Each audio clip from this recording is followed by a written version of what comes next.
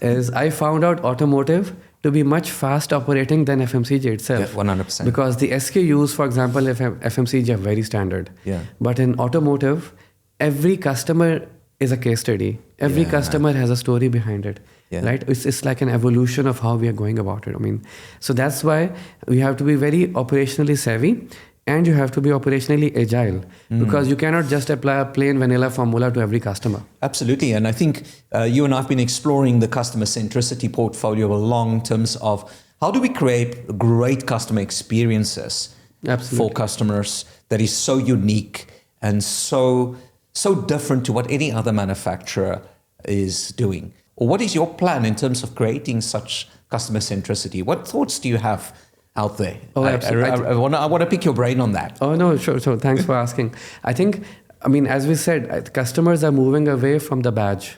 They are more looking into value proposition. Yeah. And if you think about it, no offense to any Chinese operator, essentially all of the car specifications are almost the same. When you look at plethora of brands around you and plethora of car lines around you, what differentiates you? I think eventually it is just your dealership experience which you are creating for the customer. Right? So it is how personally you're connecting with the customer is going to make the difference. From the moment your first touch point, which I call upper funnel, even before the customer walks into the showroom, to the point the customer walks into the showroom, and actually the post-purchase experience. That has to be very personalized. Yeah. You cannot just neglect it. And I guess that F&B experience has given you that kind of mindset of creating the uniqueness for the customer, right? That was an absolute mindset shift for me. Yeah. I can tell you an example.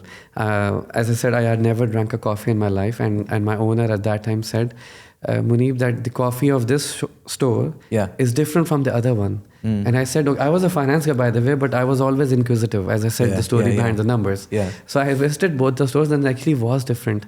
Yes. And believe you me, it turned out that one store was using a different water filter than the other one. So that level of detail I actually got into. In the end, it relates to how value proposition we bring to the customers, right? And that I actually learned from my F&B experience. Yeah. I'm glad we're on the coffee topic because you know where I'm going with this. Because one of the slogans that I have when I consult or when I work with automotive clients is know your customer's coffee. Yeah, absolutely. Right? Yeah. And it was kind of a sense of when customers walk through the door, how do we know what coffee they drink? And the moral of the story is by knowing your customer so well that we can create exceptional experiences. Absolutely. So how are you doing this in Cherry and Exceed? I'm interested to explore. What do you do differently with your knowledge that you have that could make an impact for your Cherry and Exceed customers? I think the mindset shift to giving an individualized experience to the customer has been the difficult experience for me. Yeah, I tell you, when I think the first perception when we try to relay this message to the staff and employees is that we have to give an individualized experience to the customers is, it's going to cost money. Yeah. We are selling Chinese cars. So how can we afford this? We had to move motions for this to get to our staff understand that we are not talking about expensive solution. I'll give you 2-3 success stories to help the audience understand what makes a difference. So once we saw a customer coming into our garage and he had some mint, which was mints, etc. in his car and had the empty wrapper. That's it, an empty wrapper. We identified that it was obvious that the customer eats mints, right? So at the time of the checkout, when the customer was delivering mint, our delivery advisor gave him, the customer, the mint. And he was like shocked. Like, Muneeb, how do you know this? Yeah.